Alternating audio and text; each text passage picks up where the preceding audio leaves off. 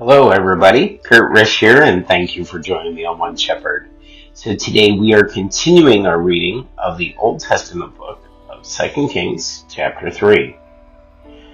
Now Jehoram, the son of Ahab, became king over Israel at Samaria in the 18th year of Jehoshaphat, king of Judah, and reigned 12 years. And he did evil in the sight of the Lord, but not like his father and mother, for he put away the sacred pillar of Baal that his father had made.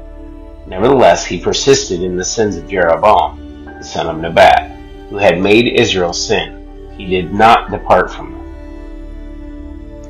Now Elisha, king of Moab, was a sheep breeder, and he regularly paid the king of Israel 100,000 lambs and wool of 100,000 rams. But it happened when Ahab died, that the king of Moab rebelled against the king of Israel. So King Jehoram went out of Samaria at that time and mustered all Israel. Then he went and sent to Jehoshaphat, king of Judah, saying, "The king of Moab has rebelled against me. Will you go with me to fight against Moab?" And he said, "I will go up. I am as you are, my people as your people, my horses as your horses." Then he said, "Which way shall we go up?" And he answered, "By the wilderness of Edom." So the king of Israel went with the king of Judah and the king of Edom, and they marched on the roundabout route 7 days. And there was no water for the army, nor for the animals that followed them. And the king of Israel said, "Alas, for the Lord has called these 3 kings together to deliver them into the hand of Moab." But Jehoshaphat said, "Is there no prophet of the Lord here, that we may inquire of the Lord by him?" So one of the servants of the king of Israel answered and said, "Elisha, the son of Shaphat, is here, who poured water on the hands of Elijah." And Jehoshaphat said, "The word of the Lord is with him." So the king of Israel and Jehoshaphat and the king of Edom went down to him. Then Elisha said to the king of Israel, "What have I to do with you? Go to the prophets of your father and the prophets of your mother." But the king of Israel said to him, "No, for the Lord has called these 3 kings together to deliver them into the hand of Moab."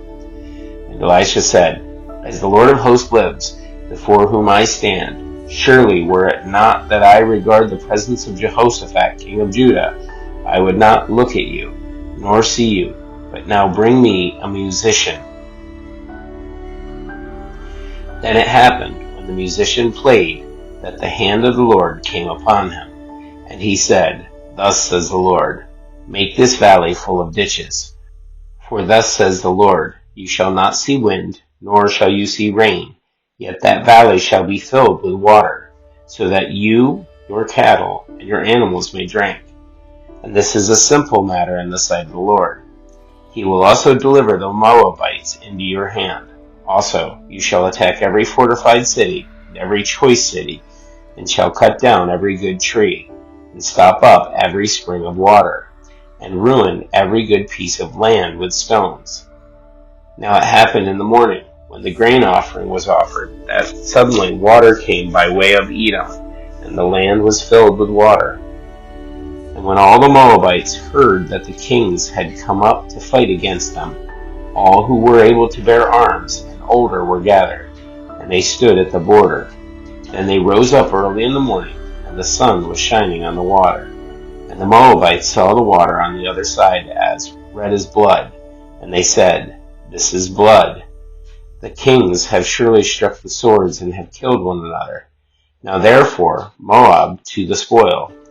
So when they came to the camp of Israel, Israel rose up and attacked the Moabites, so that they fled before them, and they entered their land, killing the Moabites. Then they destroyed the cities, and each man threw a stone on every good piece of land and filled it. And they stopped up all the springs of water, and cut down all the good trees. But they left the stones of Kir-Hasharoth intact. However, the slingers surrounded and attacked it. And when the king of Moab saw that the battle was too fierce for him, he took with him 700 men who drew swords to break through to the king of Edom, but they could not. And he took his eldest son, would have reigned in his place and offered him as a burnt offering upon the wall. And there was great indignation against Israel. So they departed from him and returned to their own king. That's it for our reading of the Old Testament book of 2 Kings chapter 3. We pray that this has been a blessing for you. Before you go, guys, be sure to like and subscribe below, and also check out some of our other videos, as you can see on the screen here, or go to our page and check out our 3 different playlists. We have over 600 videos between those 3 playlists. And guys, may you have a great day, and may God be with you.